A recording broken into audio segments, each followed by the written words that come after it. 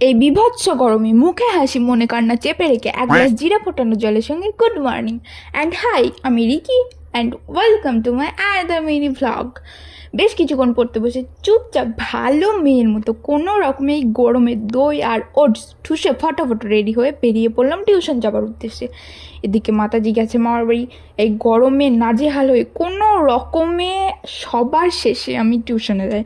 দেন বাড়ি আসার সময় সামনে কচুরির দোকান দেখে রিকি আর নিজে কাটকাতে পারলো না। ও রিকির নাকি আবার ডায়েট, বাট প্রত্যেকবারের মতো খেতে খেতে নিজেকে প্রমিস করলো পরের দিন থেকে প্রপার ডায়েট করবে।